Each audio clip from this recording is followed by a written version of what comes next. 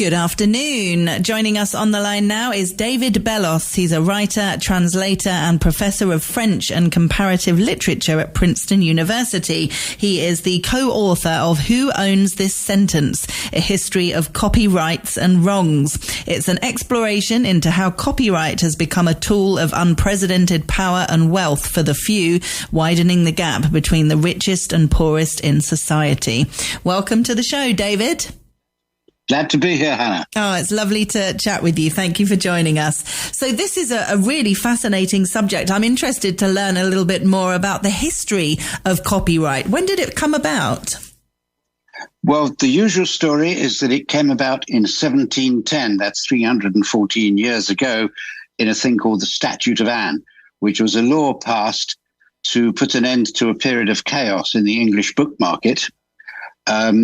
And what the Statute of Anne did was to attribute the ownership of printed books to their authors for 14 years after publication, renewable for another 14 if the author was still alive. But, of course, what authors did was they sold their rights to publishers, because without a publisher, you can't get a book out. And the publishers didn't respect that 14 or 28-year limitation. They thought that once they'd bought those rights, they owned them forever. And so it wasn't until towards the end of the 18th century that there was a big legal battle in the House of Lords in London that confirmed that the Statute of Anne meant what it said, and that publishers as well as authors lost those rights to the public domain after a maximum of 28 years. So that's when it began. And it began as a battle about who really owns books in general. And as you can see, with only 14 or 28-year term for new books, most of existing literature belonged to the public, had no ownership. So, I mean, copyright really, despite what some legal historians say, is really what happens is the creation of a public domain of books that belong to all and to everyone. But that's not the case nowadays. No, I mean, you'd think that it should be fairly simple, and that obviously contracts are drawn up so everyone knows where they stand and everyone knows who owns what, and contracts can't be broken, and there we go. But it's not that simple at all. I mean, you can get people owning things or buying the rights to things that have no connection to the product whatsoever. Well, that's right. That's a kind of a modern perversion. But bit by bit, over the course of the 19th and the first half of the 20th century, copyright came to affect not just printed books, but all written things, and then sheet music, and then paintings, and then photography, and on and on and on. Even in 1976, it was decided for the purposes of the law, a computer program was a literary work, would you believe it? Which is why computer programs are now protected not by patents, but by copyright. And copyright sort of also, it grew like topsy. First of all, it was 28 years, and then it was 30 years, and then it was lifetime, and then it was lifetime plus 10 years, and then lifetime plus 30, then lifetime plus 50, and now it stands at lifetime plus 70 years. So anything you scribble on the table napkin now will belong to you and your heirs and descendants until the 22nd century. And also the range of powers that copyright gives us expanded greatly in the beginning, and for a long time it was really a tool for stopping people committing blatant piracy. I mean, reprinting books without permission.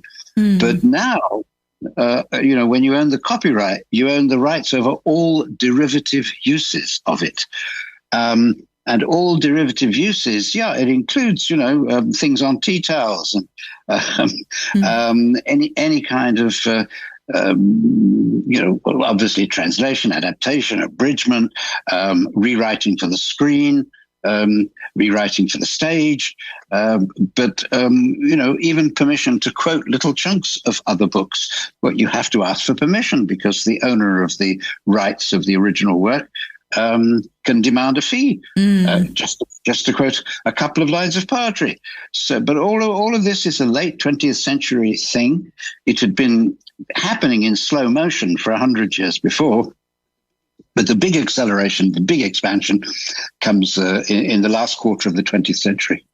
So is it mainly big multinational companies that own copyright to a lot of things, or can individuals own the copyright?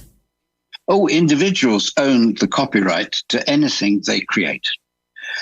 However, copyrights in things that are actually worth something, like have commercial value, belong in their vast majority to corporations.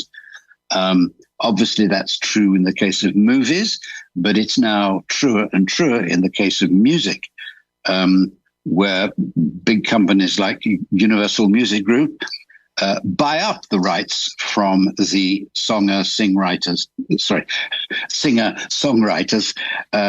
whose music they publish or produce. So that, the vast bulk of commercially viable copyrights are now not in the hands of individuals. I mean, even in the case, take the case of the book that we're talking about, Who Owns This Sentence? I own the copyright to it, together with my co-author. But in order to get the book published, we sign a contract that ascribes the exploitation of that copyright to the publisher for the natural term of copyright, which is 70 years after my death. So I hope it's a lot longer than 70 years. And I will never dispose of that copyright in my lifetime, and I guess nor will my children, because it'll go on belonging to the publisher or whoever owns that publisher or whoever buys out that publisher's license. Interesting. And that's unlikely. Yeah, and that's unlikely to be anybody who's got anything to do with literature or with that book or with me. So going back to the music thing, so artists who produce their own song, produce their own music, that it's owned by them until a record company comes along and buys the rights. Can a musical artist, if they're not already really well known, can they have success with their music without kind of maintaining the copyright, or do they need that big record company to come along and give them the money in order to propel them to stardom, as it were? There are always exceptions. That's one of the wonderful things about the history of literature and the arts. There are always exceptions and strange corners where people manage things that seem impossible.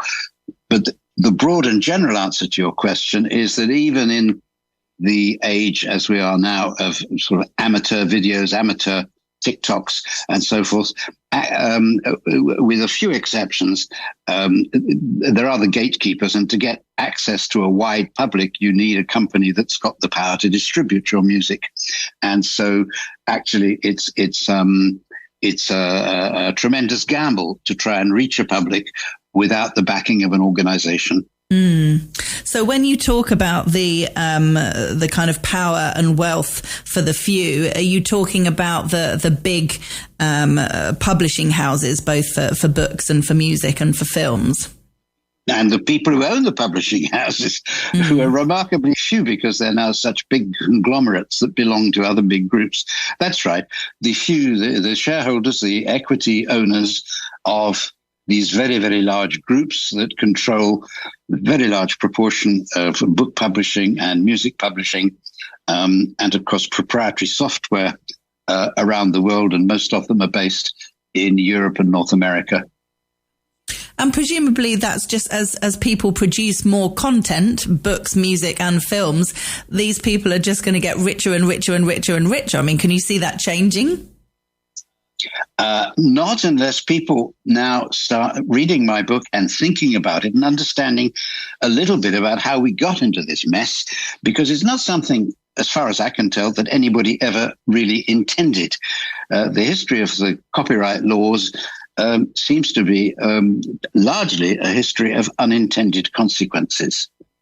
I mean, the reason that computer programs are copyright is as silly as this. In the early 20th century, there were these things called player pianos.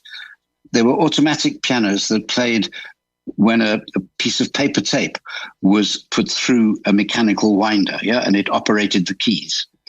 And there was a great row between restaurant owners and the song publishers. On the one hand, they said, no, the paper tape is part of the machine, and we've bought the machine so we can play these tunes. And the music publishers said, no, the paper tape is a copy of the sheet music that we publish, and you're infringing our right.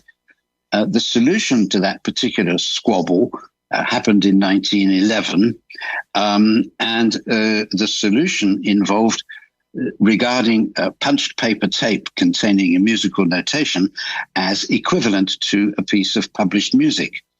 So I'm sure you're far too young to remember, but in the early days, in the 1960s and 70s, computers were operated by punched paper tape. So the analogy of the player piano punched paper tape to the punched paper tape operating those early computers was enough for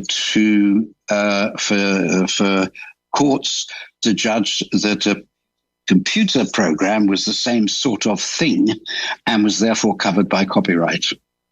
Gosh. Isn't that silly? Nobody really, when the argument over player pianos, they had no idea that they were setting a precedent that would basically create the proprietary software industry 60 years later.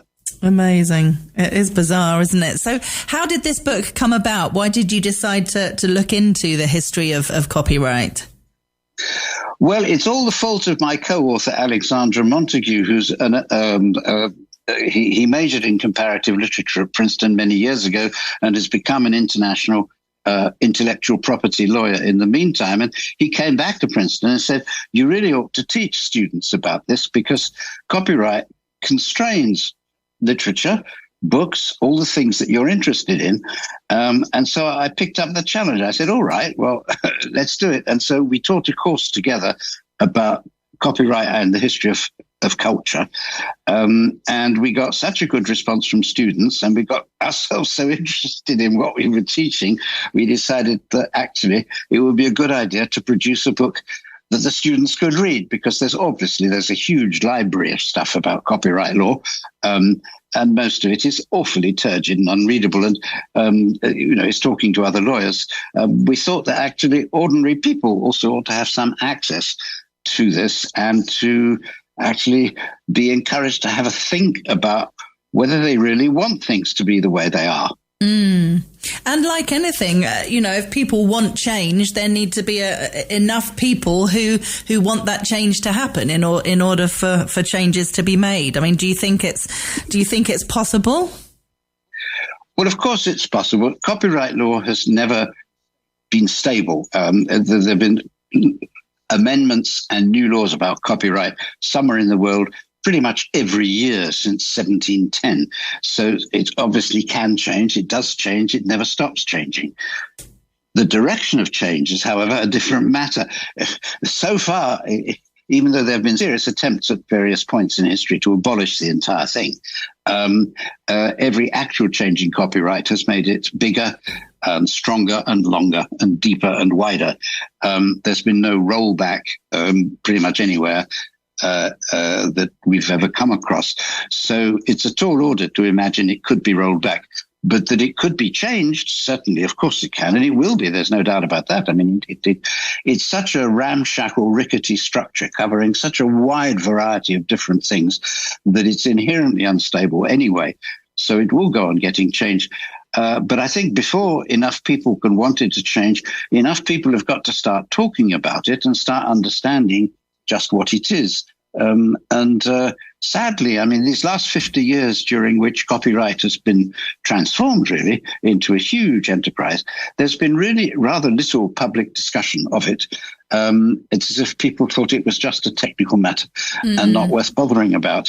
And so that's why we've written this book, is to try and get people to understand it's not as technical as that. And it has real impact on everybody's lives every day.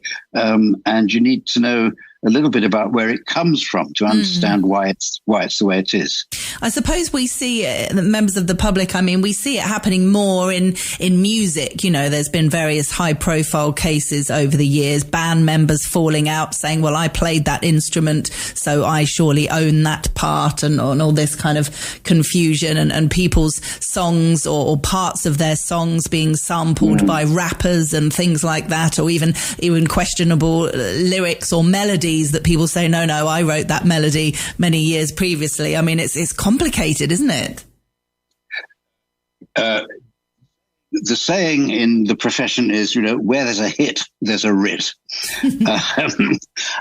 It's because there's absurd amounts of money are involved. But I think we can genuinely regret the way in which copyright law has lent itself, or has allowed itself to be, to go down this rabbit hole of plagiarism and copy, because copyright itself is not about plagiarism. It really isn't. The word plagiarism doesn't occur once in the huge, long 1976 US copyright law, nor does it occur once in the British copyright law of 1988.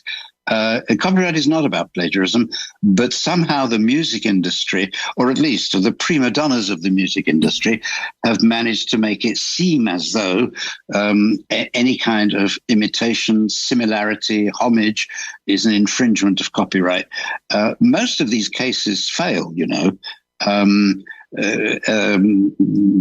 rather few plagiarism cases in the music industry reach a court with a jury that finds in favor of the plaintiff. Fascinating. And it's a vast waste of money. But people it gets into the news because they're famous people. Everybody knows the names. But many of those cases are just plain silly. Yeah. Well, if people want to find out more about copyright and its history, they must get a copy of your book. It's called Who Owns This Sentence? And the book is available on our website, tre.radio. It's by Alexandra Montagu and David Bellos, who we've been chatting with today. David, thank you so much for joining us.